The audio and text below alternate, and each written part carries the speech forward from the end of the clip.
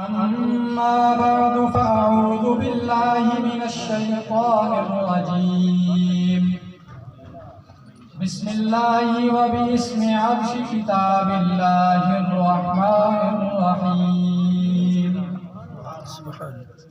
وإذ ابتلى إبراهيم ربه بكلمات فأتمهن قال إني جاعلك للناس إماما. قال النبي صلى الله عليه وسلم مروا أبا بكر فليصلي بالناس. صدق الله وصدق رسوله النبي الصادق الأمين. ونحن على ذلك لمن الشاهدين والشاكرين والحمد لله رب العالمين. برادران محترم، معزز حاضرین کرام، میں کوئی خطیب، واعظ اور ادیب نہیں ہوں. میں اسی جامعہ کا طالب علم ہوں.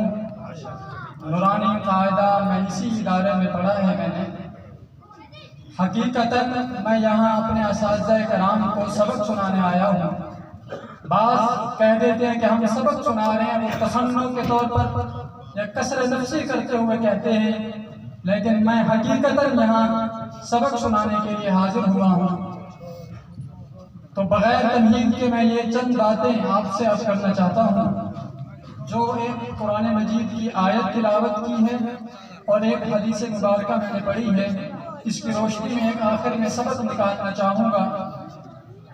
واقعات اور تفسیر میں آپ جو ہے پہلے سن چکے ہیں، اس لیے میں تفسیر میں نہیں جاؤں گا. اس آیت مقدسہ میں اللہ رب العزت ارشاد فرما رہے ہیں، ہم نے ابراہیم علیہ السلام کو چند چیزوں میں آزمایا اور آزمانے کے بعد ہم نے ان کو پرکھا. وہ اس نتیجے پر پہنچے جہاں ہم کو پہنچانا چاہتے تھے. تو پھر ہم نے کہا کہ انی جاعلک للناس اماما، تو آخر میں ہم نے ان کو امامت عطا کی. تو جناب رسول اللہ صلی اللہ علیہ وسلم کی حدیث پڑھی جس میں فرمایا گیا کہ ابو بکر کو حکم دو کہ وہ لوگوں کو نماز پڑھائے، امامت کروائے. تو دونوں جگہ پر امامت کا ذکر آیا. تو میں چند باتیں آپ سے عرض کرنا چاہتا ہوں کہ ابراہیم اللہ کا خلیل ہے اور جناب رسول اللہ نے فرمایا کہ اگر میں کسی کو دنیا میں خلیل بنانا چاہتا تو میں ابو بکر کو اپنا خلیل بناتا، لیکن میں نے اس کو خلیل نہیں بنایا. تو جناب رسول اللہ کا ایک خلیل ہے، ایک اللہ کا خلیل ہے. اللہ نے جناب ابراہیم خلیل اللہ کو مال کے اندر آزمایا. اللہ نے استاد محترم حضرت قاری سعید ثاقب صاحب دامت برکاتہم گزارش ہے کہ اسٹیج پر تشریف لے آئے. حضرت مولانا محمد اکبر صاحب اسٹیج پر تشریف لے آئے. یہ حضرات علماء کرام اسٹیج والے کہہ رہے ہیں، اس لیے مہربانی فرمائیں یہاں تشریف لیں. اللہ جزائے. میں آپ سے کر رہا تھا کہ ابراہیم علیہ السلام کو اللہ تعالیٰ نے وطن کی قربانی مانگی تو ابراہیم خلیل اللہ نے وطن قربان کیا. جان کی قربانی مانگی، ابراہیم نے اپنے آپ کو آگ میں ڈال دیا. اولاد کی قربانی مانگی، اپنے بیٹے اسماعیل کی گردن پر چھری چلا دی. مال کی قربانی مانگی تو ایک فرشتہ انسانی شکل میں آ کر ابراہیم خلیل اللہ کو ایک دعا سناتا ہے، ایک تحمید سناتا ہے، اللہ کی حمد سناتا ہے. ابراہیم باری باری اپنا مال، اپنے اونٹ، اپنے گائیں، یہ اس بندے کو انسانی شکل میں آئے ہوئے فرشتے پر خرچ کرتے جاتے ہیں. ابراہیم علیہ السلام نے جب یہ انعامات، ان امتحانات میں کامیابی حاصل کی، اللہ نے فرمایا انی جاعلک للناس اماما، ہم نے تجھے لوگوں کے لیے امام بنا دیا. جب ابراہیم علیہ السلام اللہ کے خلیل ہوئے، اللہ نے امامت عطا کی.